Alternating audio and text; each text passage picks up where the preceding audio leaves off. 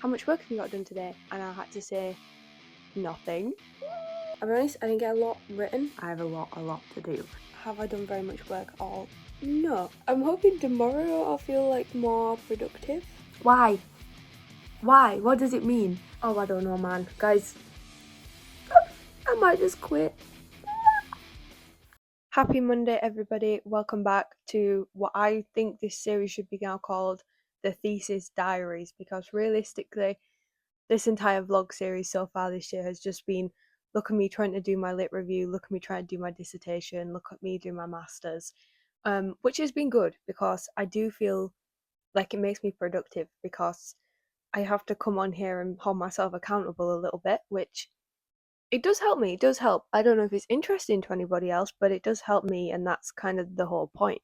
So, a little recap of where we got to last night, Sunday. The chapter is due today. I managed to finish section 1, section 2, and section 3. I've written the introduction. I now need to do section 4 and my conclusion. So, section 4 is the creative cultural debate. It's the modern human package, the acculturation theory, so cognition and ability, and then art as well. Like, what do we now talk about art? How has that changed through time?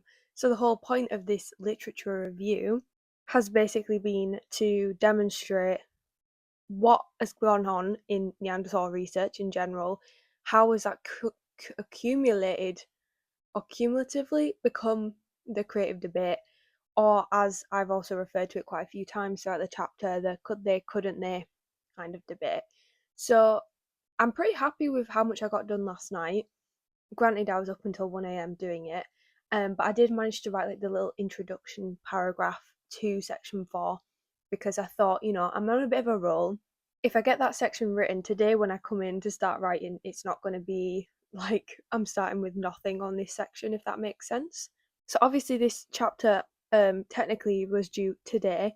I wasn't sure actually if my supervisor meant that they wanted it in their inbox by today or if they wanted it by like a certain time today. I'm going to be very cheeky and go with they meant by the end of the day, because for me, if I send him it at, 12 o'clock lunchtime, 5 o'clock end of the day, what's the difference if I then send him it at midnight tonight? Because regardless, he's not going to be able to really work on it until tomorrow.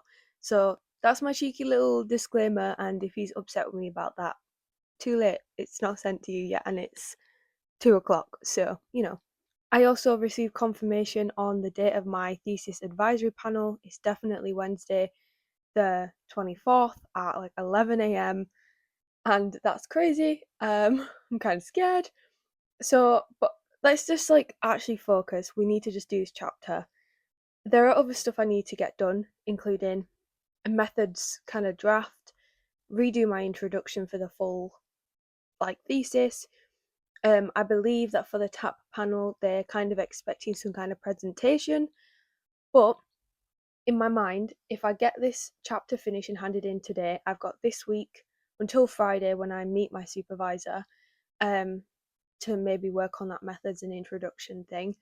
And then once I've spoken to him, I can be like, do you want to have a look at this or what? Because this weekend I'm going to have to edit the chapter anyway. So he might potentially have time to have a look at the other 2 sections if I get round to them, to be able to hand it in next week, because it has to be due 2 weeks before the panel, because obviously everybody needs time to read it. And these are all members of staff who have their own shit to do. They cannot just sit down and read 10,000 words for the like shits and gigs, you know what I mean? And they want to do a good job of it so they can give me some good advice, obviously. So I'm going to start getting on with this writing thing, and I will catch up with you later at some point, hopefully being able to say it's finished. But I guess we shall see. Right, guys, it's 20 to 8 now. I've been slow on this production, but I think I'm on a roll now. I'm on the acculturation theory. I think this one's going to come together really nicely. And so hopefully we'll art and change interpretations. As you can see, my lip has suffered some more picking, which is just perfect.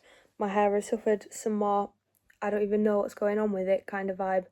I've put music on rather than videos or TV because I thought maybe that was distracting me more, and I think it's true because I just wrote that stuff way faster than I have the last week and a bit trying to do stuff with TV on in the background. So, sometimes it takes you 4 years to learn that. I'm hoping this is going to come together real quick because I remembered I'm going to be at work tomorrow, so I'm going to have to get up at like 7:30, 8 o'clock. So in a really good world, I can't really be staying up until like 3 a.m. doing this. I did ask a colleague if she was free to take my shift, and she said no, actually, which was totally fair because we swapped in the first place. So it was originally hers, and then we swapped so I could do my meeting on Friday. And so obviously she's going to make plans on her day off, which totally makes sense. So hopefully we can just get this over with so I'm not going to actually be on death's door tomorrow, but we shall see. I'm expecting this to be going on for quite a while this evening, but Jack has also brought me a cherry Sakura Red Bull, so basically I'm healed, and he also brought me duck pancakes home from the supermarket, so of course when I get round to eating that I will be healed and fixed inside. So yeah, let me get back on, but that's the update.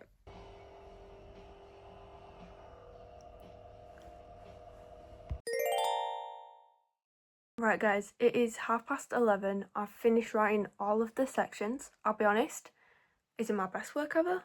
No. Did I write a conclusion section? Also, no. But I just need to go to bed. Do you know what I mean? Like, I've got work tomorrow and I'm sure my supervisor will understand. So I'm going to put this in our little shared Google Drive so he can read it. I'm going to send him an email and be like, really sorry I've run out of time. I also haven't done any of the edits that you recommended to me 2 weeks ago because again I haven't had the time. It's been a very busy couple of weeks, but this is the chapter. I'm going to try and work on my methods and introduction over the rest of this week that I'm not at work, so maybe we can talk about that on Friday, or maybe we can reorganise a time for you to have a quick look at that before I have to hand this in. Assuming it's due on the Wednesday, maybe you can have a look at those things Monday, Tuesday, and I guess we'll just see, because realistically I don't know what he's going to say until he's read it and I actually speak to him 4 days from now.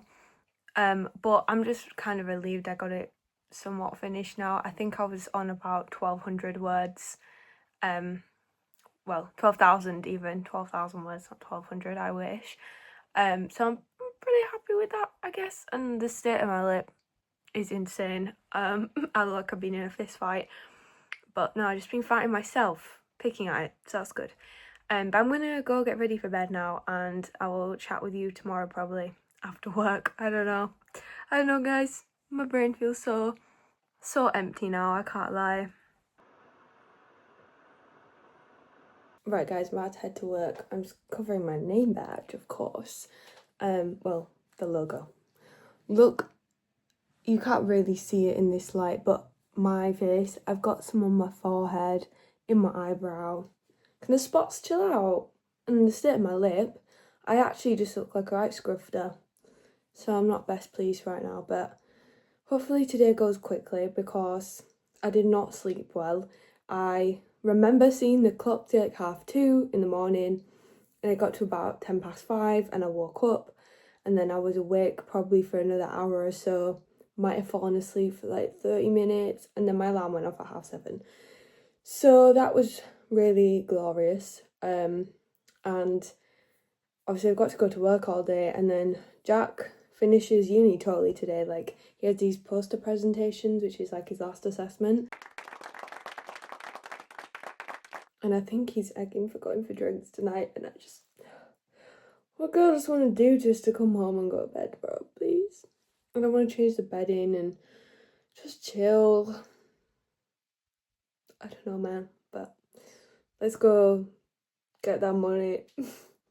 Lynn, can I get past to go to work, please? Can I get past? No?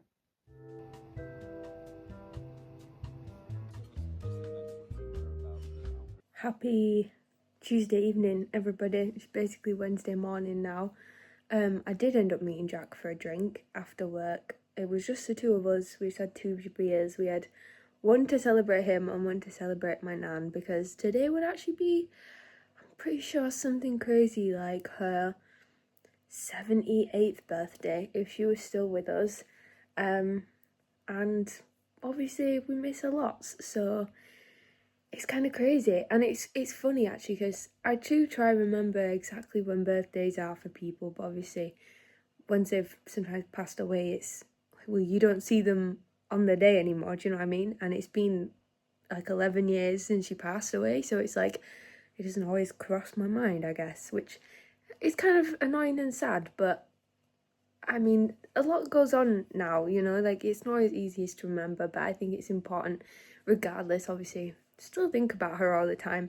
But that was a funny thing. This morning at work, me and Abby were talking about her, and then I didn't even realise till like lunchtime that it was actually her birthday. So it's quite nice, and like how she kind of still pops up here and there in conversations with people who's never even met her before, but we were just, you know, talking about her, and I was like, oh my god, and it's a birthday. So we went to the pub, we had one drink for Amy and one drink for Jack, celebrating his finishing his masters, which is crazy.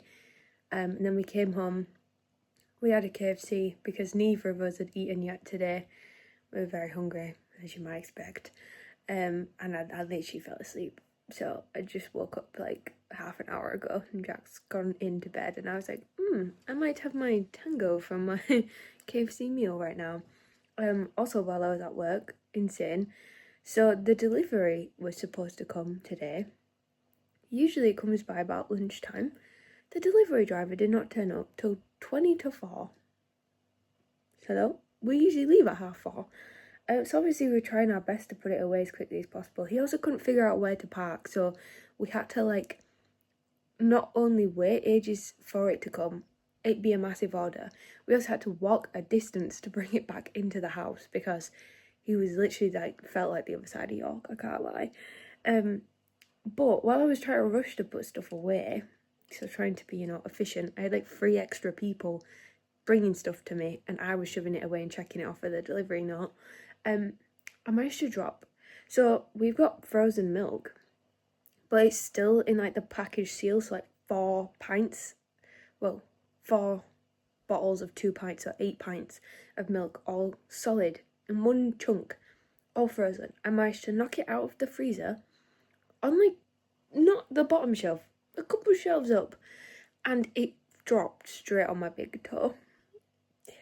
I was a bit concerned. I thought, have I broken my toe? Have I just snapped my toenail off? I don't know. Because it landed almost like there up near the cuticle area. And it was like the edge of one of the cartons of the 4-pack. Like just straight on my foot.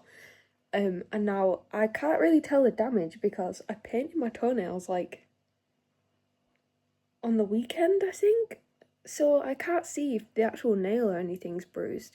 But like around the skin is a little bit bruised right now. And it's quite painful actually. So that's basically been my day. I'm gonna go to bed probably in a moment once I have finished my tango. But I just want to say a happy heavenly birthday to Amy, and well done to Jack for finishing his masters. What the hell? This is crazy. Time is flying so fast. Good morning, everybody. Happy Wednesday. Can you guess where I'm going for the first time in like 4 months? I'm going to the gym. I do not have any plans of what I'm going to do at the gym. I just really feel like I need to move my body because I have spent weeks now hunched over in that corner, and my whole body just hurts, to be honest. And I feel like it would be nice to just move it, stretch it out a bit. I also like actually really love lifting weights at the gym. Like genuinely, it makes me really happy. So I don't really have a good reason other than the fact that I'm lazy as fuck as to why I've not been to the gym in months. Because realistically, if I wanted to, I would go. I would make the time, and I just haven't. So I don't know. This morning I woke up after like I don't know. I stayed awake till like 5 a.m. I don't know why I did that, and I woke up at like 11.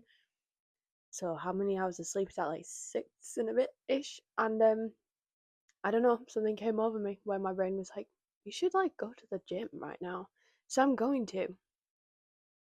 And yeah, because I almost feel like I don't know what to do today. Now that I've handed my chapter in, there's nothing I can really do with that, you know? And I do want to have a look at the methods and introduction sections, but I just feel like I also need a bit of a day off. So I'm just gonna go to the gym. I need to change the bed in and do a bit of tidying around because I feel like things just get out of hand very quickly when you live in such a small space. Um, have a shower and all that stuff, and then it's probably gonna be like tea time. So I might do absolutely no uni work this afternoon, but maybe I will. Who knows? I'm gonna go outside and move my body, especially because it's not raining right now and it's been threatening to rain like all day. It's threatening to rain all week basically, so I'm gonna take advantage of that and go now. And I will chat with you later. Right, guys, I've just got back from the gym and I went for a little shop around Fossgate, well, Foss Island even. I bought a like pop out colander because Jack's always moaning about the sib, how much he doesn't like it. I bought Len, which he's very happy with. Some massive tin of his favourite like fancy chicken breast in broth food, which is like £3 a tin, but he really likes it, so I bought him a treat. You need to come around this way because you're blocking the camera.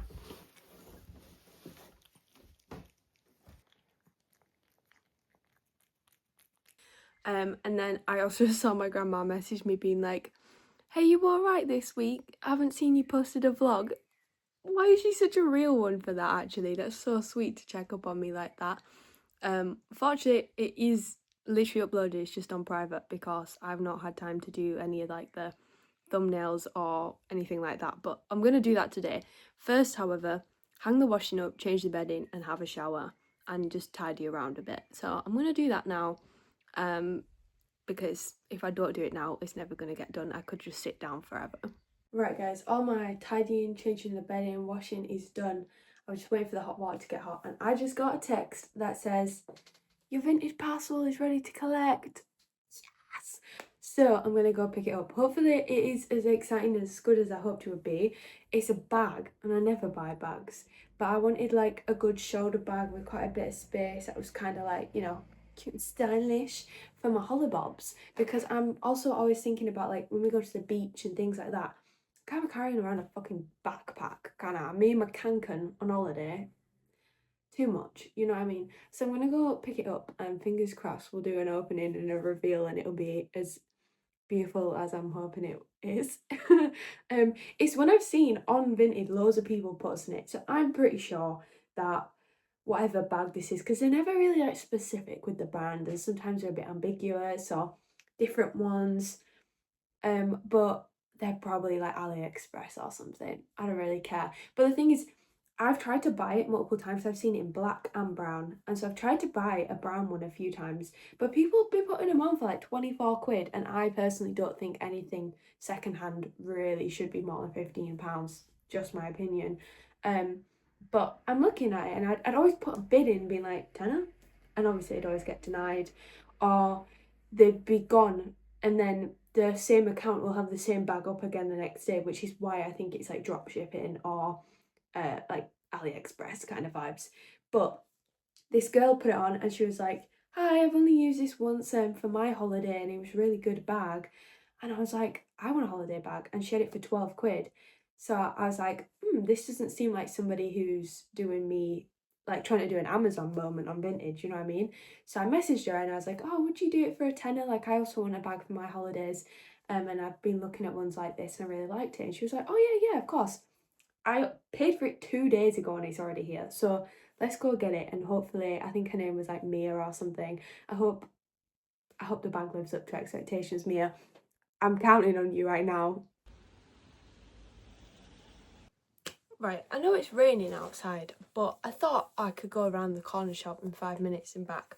Why did it just start actually pissing it down like crazy?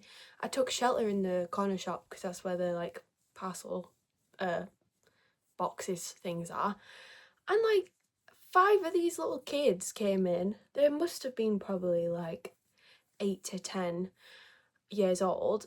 Just being absolute little Rembrandts. Like clearly just doing stuff to try and piss off the poor guy who runs the shop. Like just being menaces. I know like kids can be up to no good, but like honestly, where are your parents? Why do you think it's okay to do that? Like I don't know. But anyway, I have my parcel.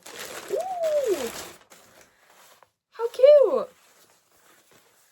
Yes, okay, it is everything I thought it was going to be. Like a little black and white, kind of ginghamy checkered pattern. Cute little front pocket, which tightens. With 2 side pockets. Ah, it's actually just as cute as I'd hoped it would be. And then like the main bag does a little zip. And then that's got 2 pockets and an internal pocket. Ah, these are just so cute. Can you see me walking around? Like, hold on. See me walking around with this little number? Oh, that's everything I was dreaming of. And I like the fact that you could probably just make it even bigger. And then, boom, satchel. You never know when you want a satchel. Oh, I love it. I'm so pleased. How cute. See, this is really good, like, if I'm going into town, say, and I'm like, oh, I don't know if I need to grab anything. Like, I could definitely fit, like, my water bottle in here. I wonder if my laptop would fit in here. That might be a bit much. Hold on. I think this might be too much. No fucking way! Guys! I'm so happy! Yes. Sorry, just looking at my glutes. Look at them. Hell yeah. Ah, I'm so pleased. Look at her. I mean, you can see the pockets better now, actually. Front pocket, which closes with the little zip tie. 2 side pockets. Ah, how perfect. And that was £10 versus the 25 plus pounds people were trying to make me pay for it. I'm so happy. Nicely.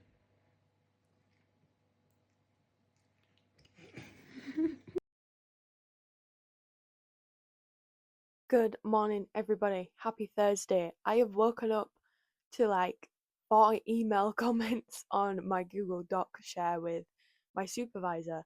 So he's put quite a lot of comments on there. So I think I'm going to probably have to start doing some of those edits today, just because also then when I see him, I can talk about what he said and how I felt about it and all that stuff. I was thinking I need to do this like methods chapter and introduction as well, but I don't know, I'm a bit torn. Like what is the most productive thing to do? Do some edits or work on the methods and introduction? I'm not really sure. I don't know. But I do know I need to go to the supermarket because we literally haven't got any food in. We never have any food in every single day. It's like, well, you best go to the shop and find out what you're having. So I think I'm gonna go for a walk to the supermarket. See if I can get up for my tea later because I have got 2 vegan sausage rolls which I took from work that were like gonna go in the bin. Like, food wastage on the last day of the week, gotta save it. So I did take some sausage rolls home with me, which I could have for my lunch. I just never know what to have with sausage rolls. Like I had them last week when I had some left over with like soup, but then I had soup last night because I had soup and pasta. So I don't know if I want to get a tin of soup that I can have the sausage rolls with, or I don't know. But I also obviously still need to have something for my dinner because that's still only like one meal, if I have the sausage rolls, because there's 2, and they're only like that small. They're not very big sausage rolls. So I don't know, but I'm gonna go for a walk to the supermarket, see what food I can collect for a different dinner, you know, and then come home and do either edits or methods or introduction. I don't really know. Also, I totally forgot that when you go to the gym, your whole body hurts the next day. So that's cool. I feel like I've been hit by a car, but worth it, I guess. I don't know. Right, okay, I'm back from the supermarket, and I think Len's gonna join me on. Go on then. Are you joining me on the table? Come here. Just a boy. There you go. Stay there. So I bought the stuff and I've decided for tea, and it will last a couple of days. I'm gonna make a kind of like loaded sweet potato Mexican style. Because I saw a Instagram reel where this guy made like taco loaded sweet potatoes, and I personally have to do more because the taco meat was literally just straight mincemeat. He put a bit of pico de gallo and a bit of like guacamole on it, and I'm like, we could do better. So I'm feeling like a chili con carne adjacent, okay, chili con carne adjacent kind of mincemeat topping on the sweet potato. But so that I don't have to cook it like the sweet potato every day, I'm probably just gonna cube them and make like sweet potato, like roast potatoes, I guess. So 4 pack of sweet potatoes, and then I took my new bag and I managed to fit everything else in it, so pretty slay. We've got 2 bags of iceberg lettuce, yeah. I've got a tin of sweet corn. I don't really know what I'm going to do with it because I've never really used tins of sweet corn before, but I'm feeling like some kind of charred corn. What are you thinking? We've got kidney beans and chopped tomatoes. We have some mincemeat, of course. And then in my little vegetable bag, I've got onions, peppers, and garlic. And then, just being a bit crazy, I bought some feta to sprinkle on top. So I'm feeling like make a kind of like tomato-y mincemeat base with some like kidney beans. I don't know if I put the corn in that or do the charred corn separately. Obviously with some peppers and onions and stuff. Season it nicely in the Mexican style, whatever that'll mean. I mean, I've got like plenty of recipes in my book where I've made like chili con carne before, so I'll probably go for something like that. Roasted sweet potatoes, add the iceberg lettuce on the top and the charred corn and a little bit of feta. It might be a bit crazy, but I feel like, boom, that's easy. And all of that cost me £8. So if that can make like 3 to 4 meals, that's pretty good going, guys. Pretty good going for the bank.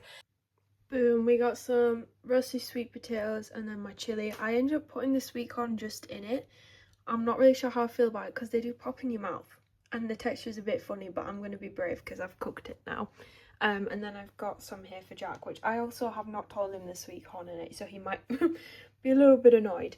But obviously I can have this then with some lettuce and my feta and kind of like make a taco bowl kind of vibe with it, like the Instagram reel I saw. Right guys, you can see my lamp in the corner. I'm currently eating my food. I mix like the potatoes and obviously the meat thing all together. I did a bit of feta and the lettuce, and you know what, it tastes fine.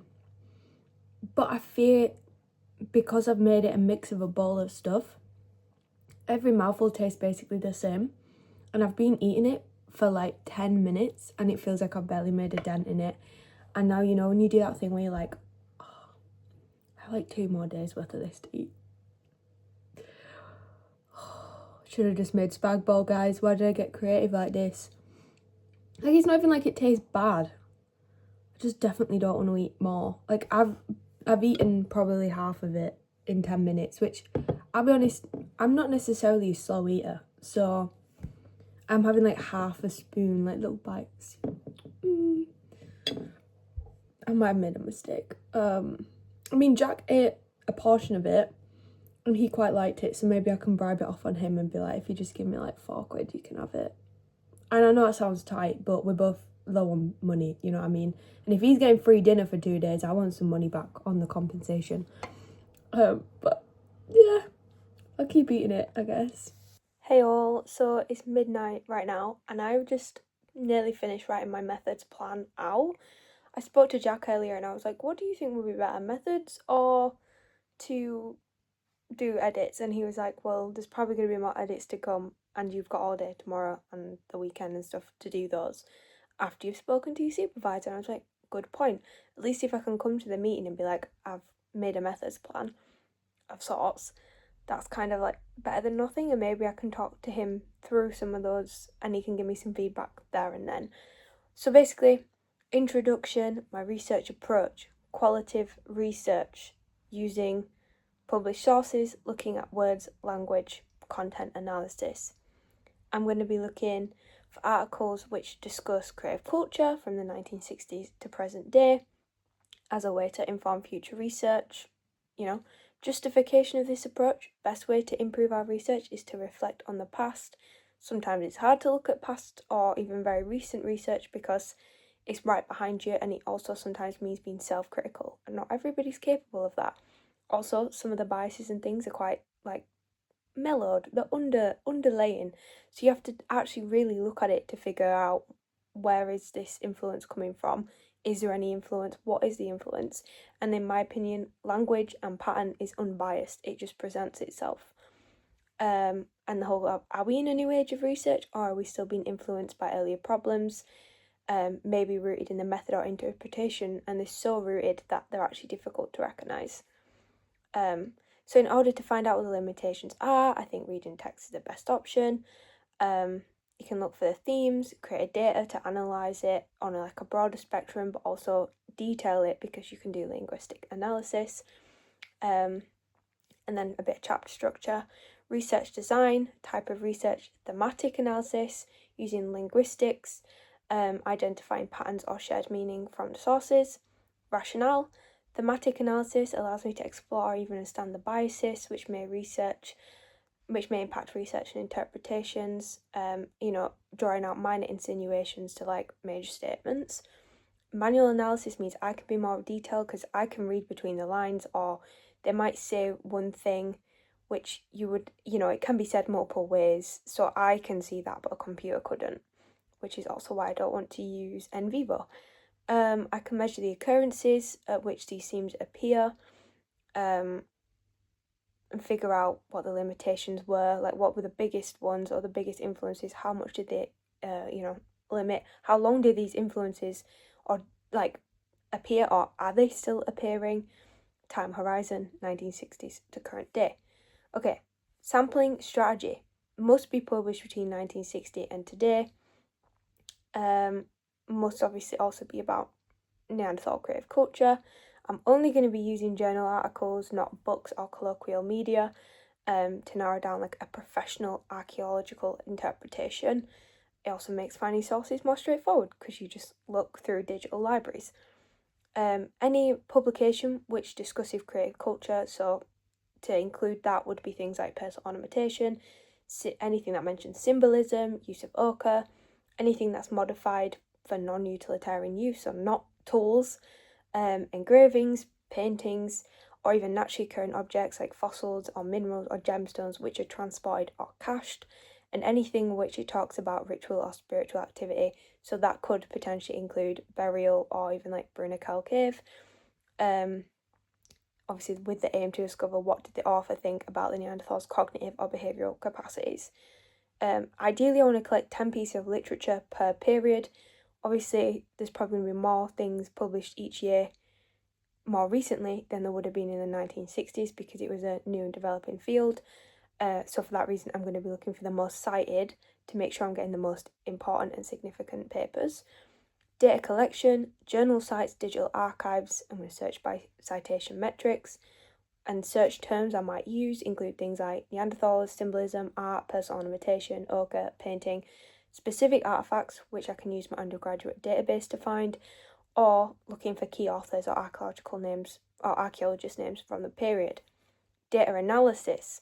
We're going to do processing using spreadsheets which will detail the article, like the title of the article, the author who wrote it, the date it was published, and also the journal it's published in, because sometimes the journal that it's published in can suggest something, kind of like how we know, do we listen to the Daily Mail?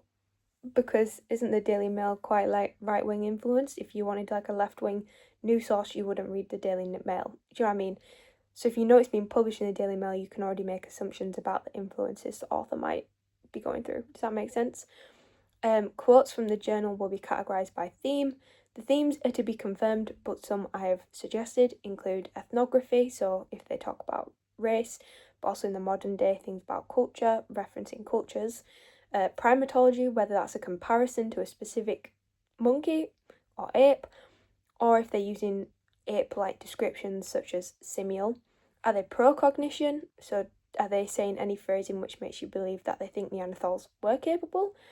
Are they anti-cognition? Do they use things like acculturation? Is there any like colonial or imperial verbiage? That kind of thing. I'm going to input each occurrence or theme into R, the coding software, to quantify the influences and, make visual images of the data. And then I can analyse this to understand the limitations and biases, inform future research, blah, blah, blah. Justification, spreadsheets, tidy and straightforward way to record occurrences or themes. Thematic analysis, most effective way to simplify and detail the occurrence. So simple in the fact that we get themes, quantify for general analysis, as in, how many times does this thing pop up? But detailed because we're going to use quotes, which then can be linguistically analysed in the discussion to understand how biases present and the extent to which they limit the progress. It also highlights what we can avoid and what to look out for when evaluating current or past research. So, to stay up to date and constantly being critical, but not critical in a bad way, but sometimes you've got to think about it. Obviously the use of R to visualize data, it makes things it makes graphs and images really easily. So the ethical considerations, I have a question mark, because there's nothing really unethical about using published journals, so I might just tag that in somewhere. Limitations and reliability, I need to think about this one, so I haven't written anything yet, but that's where I've gotten up to.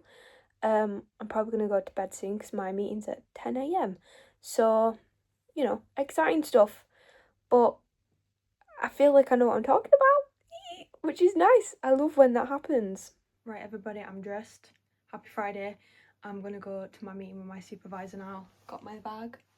I love it. Laptop in there. And I'm kind of excited and nervous to hear what he has to say.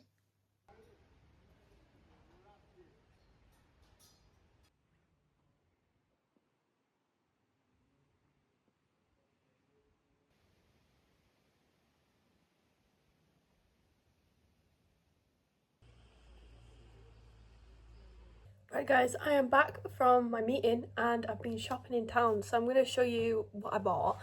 But first, let's just recap what happened in the meeting. 1 hour turned into 2, as usual. We spoke about my lit review itself and some things I could do to improve it, which are all things I also agree and think I've thought about. But we were kind of saying, it's a first draft, and a lot of these revisions come by finishing the methods, fully getting a grasp on what the purpose of all this is, and then going back and editing it. But some of those things included moving the art section further up to the top, just to make it very clear that that's what we're looking at. And quite a few times he pointed out that my paragraphs are evidence, evidence, evidence, explanation, explanation, explanation, and then the point. And traditionally we kind of follow a PEE format, which is point, evidence, explain. So even just reformatting my paragraphs will make it more clear to the reader, this is what we're talking about, this is the evidence, this is why it's important, do you know what I mean? So I agreed with all of that. I kind of already thought a lot of the things that he suggested and spoke to me about today, but obviously again it's well, it's the first draft, we know we've got to come back and change these things. We had quite a good interesting conversation about something else to read for the next time I go through and edit these, which is I cannot remember what it's called, something paradox, but it's basically the idea of how we looked at modern humans in prehistory and we didn't believe that they were capable of art. And that's a similar cycle to acceptance, is basically the very similar cycle we're on with Neanderthals. But it's interesting because the paradoxical section of that is well, if we can agree that this evidence exists within this one species and that they were capable of those things, and we can talk about what that means for culture, society, hierarchy, things like that, why do we not have the same conversations about Neanderthals? And I'm that's what I'm trying to say, bro. So I think he's given me some things to read about that, which will make that become more prominent. That's what I'm trying to say, but actually being able to bring in specific paradoxes and things like that already exist kind of solidify that the point, and that I'm also not the first person to point out that there's inconsistencies in the way that we approach prehistoric art depending on the species. We also talked about my methods, which I kind of just very briefly went through with him, and he was yeah, sounds like you know what you're talking about. And it's good because it makes sense, you've justified all those things.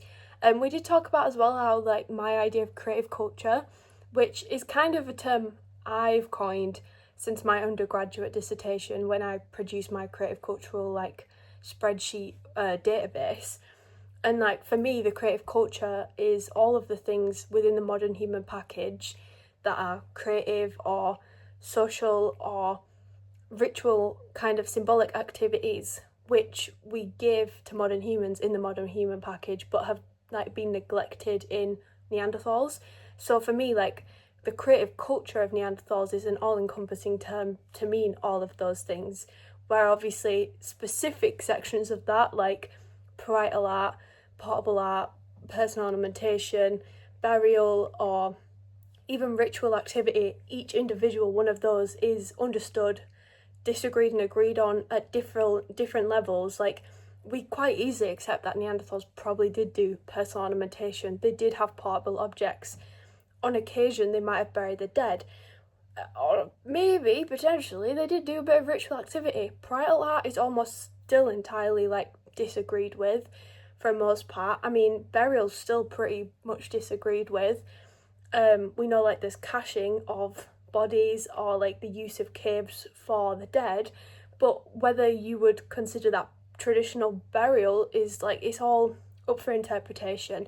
And so it's kind of the point though, is like all of these things are still not grounded in an agreement. But it's interesting because some of the evidence is just as concrete as it is in modern humans, even if the quantity of evidence is significantly less.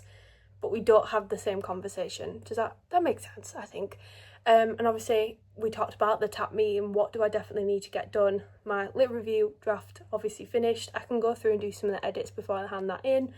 I've wrote up a like bullet point version of my methods, which to be fair I'll probably have another look through and make sure it makes sense and it's not like a bit inconsistent and incoherent potentially.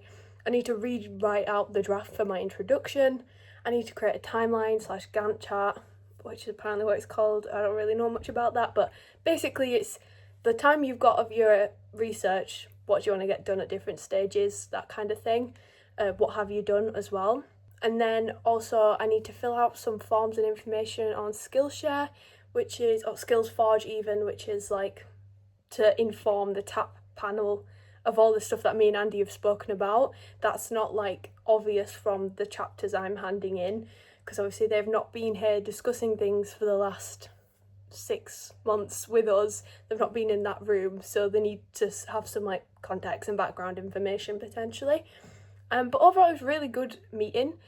We also agreed on making a little presentation for the tap meeting, which has to be about 10 minutes max. But I think I'm just gonna wing that once I've sorted out everything else, because all of that needs to be handed in by Wednesday, which is exactly 2 weeks until the tap meeting. And so he was like, there's a bit of flexibility, like you could say, here's all my chapters and my timetables and everything. I'm still yet to finish making the presentation I want to give you in the meeting, but look out for that. I will be sharing that on email within the next week or something, because realistically they're just going to click through that, whereas obviously they need the time to sit and read like, I don't know, 15,000 words I've written, and probably 15,000 words or more from all the other students that they're also sitting in on tap meetings with. So yeah, I feel like it was a really good meeting. We always have such a good time like talking back and forth, and we have a laugh about things, and it just, every time I leave in those meetings I just feel so confident and happy and like satisfied, and also like proud, because I'm always like, oh, I've actually done a good job. Like it's very reassuring speaking to a supervisor who's like, you got it, girl. And he's like, the most important thing you should do right now is think about how much you've done and be proud of yourself. And I'm like, yeah, I should. So yeah, that was good fun. And then I went for a walk around town just because it's nice outside and I didn't want to sit inside all day again. And that meant I spent money. So let me tell you what I bought. So first I went into Urban Outfitters. I did have a look at some stuff for myself, but I didn't buy anything. Like I tried on a top which was nice. Was it £30 nice? Not really.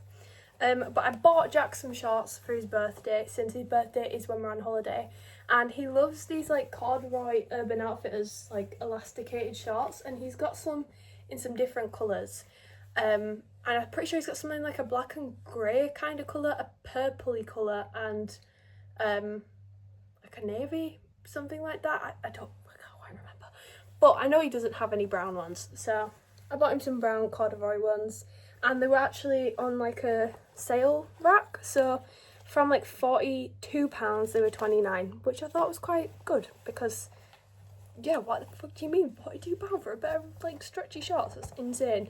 But he does really like them, and it is his birthday, you know. So I bought him those, and then I went into M&S because I've been wanting to get some black jeans for ages, but I just hate spending money on jeans, and like jean shopping is a pain in the ass. However, the jeans I'm wearing right now, which you can't see, I can try and show you.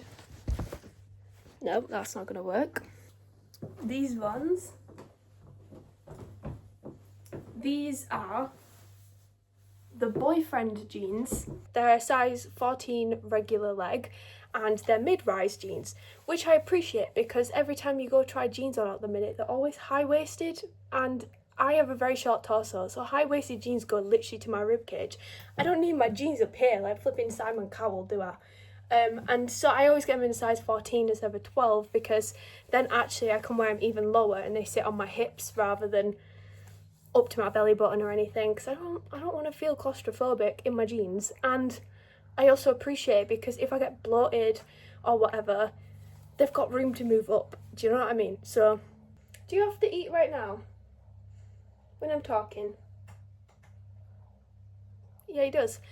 So anyway, I went in and I was like, oh, maybe I'll just get some black ones of these. And I was like, oh yeah, I mean, but they're 40 quid, it's quite expensive, but then I really like them. They're a good quality jean and they last a long time, so it's not like I'm gonna have to buy more. It also means the ones I have got, I'm not gonna wear through as quickly because I can swap between pairs of jeans rather than wearing the same ones all the time. However, I then saw that they had the barrel leg jeans, which are also mid-rise, and I was like, well, the barrel legs are, in an ideal world, wider than the boyfriend jeans. Like, these are pretty much just straight leg, do you know what I mean? And I love a really baggy pant. So I thought, you know what, I'll try on the barrel jeans. And I did, and I bought them, and they were £30. So they're even cheaper than the normal jeans that I would buy. But these are size 14 regular mid-rise full length, and check them out. Like, they don't even look that barrelly, really, do they? They just look like wide leg jeans. And I feel like a 12, again, it would fit, but I like the ability to wear them lower. Like, I don't really care that the crotch is not actually at my crotch. Like, I don't care. So I bought these, and I'm really happy because I've not had a pair of black jeans in about 15 years. Like, I just never really buy black jeans anymore. And I just feel like sometimes I want to wear like a going out top and have black pants on. And the only black pants I have are some black corduroys, but they're a bit too small because I bought them quite a while ago. I think they might have also been from M&S actually. But that was the thing, because I've got black corduroys and brown corduroys from M&S, and both of those are high rise, so they go like right Simon Cowell-y, and they're nice if you want like a formal dark pair of pants, because you can wear them with blouses and things like that. So I do really like them, but like for a casual thing, I don't want to be that restricted. So black jeans. And I sometimes think when I wear jeans that are blue, it kind of ruins my grungy gothic vibes that I sometimes try to subtly go for, and I feel like a black jean does a lot for that, so I got that. Right, that was a really long conversation about jeans. I've only got 2 more things I bought. First of all, I got some new deodorant. So I really like the Cherry Link spray. It's like cherry and sandalwood or something, like apple, cherry and sandalwood I think it is. And they had the big one or this size one, but they actually didn't have this size one in stock. So this size was £5.60 down to £3.50, or you could get the slightly bigger one for I think like £8. And I was like, I'm not paying £8 for a deodorant, it's not going to happen. But then I was like, oh, I'll just sniff the other ones and see if they've got any of those that I like in the smaller size that are on the deal. So I ended up getting Marshmallow Smoke, which is vanilla and a dark musk scent, and I quite liked it, so bought that. That's a new deodorant. And then this I bought to try. It's Salicylic Acid Skin Clear by Boots Niacinamide Moisturiser. And it's just because, you know how you can't really see because I've got makeup on, how I keep getting all these little breakouts on my face. And I've read a lot about how like salicylic acid or niacinamide is good for blemishes and like evening out the skin texture, I guess. and it's good for blemish prone skin. And generally I would not say I'm a blemish prone person, but recently I might have to eat my own words. So I bought this because I thought it's probably quite sensitive. I'm assuming everything on this like range was like sensitive, so I assumed that was a similar thing. And I thought I could just put a bit of this on and then do my moisturiser like normal before bed, and it might help. I don't know, but because I ran out of my spot cream that I used to have, when I was on Roaccutane, obviously the big steroid, after I finished that, they gave me like a very mild topical steroid cream for breakouts, but that was again like 10 years ago now, something silly. That's actually crazy, it's probably more like 8, but fucking hell, that's a long time ago now. It only feels like yesterday. But I had 2 bottles of that and I just ran out of it right as I suddenly started breaking out everywhere. So I thought, does it hurt to try? And I mean, this was literally £3.50, and it's not like I'm going to use it every day. So I just got it to try. We'll see how it goes. And yeah, that's my haul. That's my meeting. Oh, I'm out of breath now.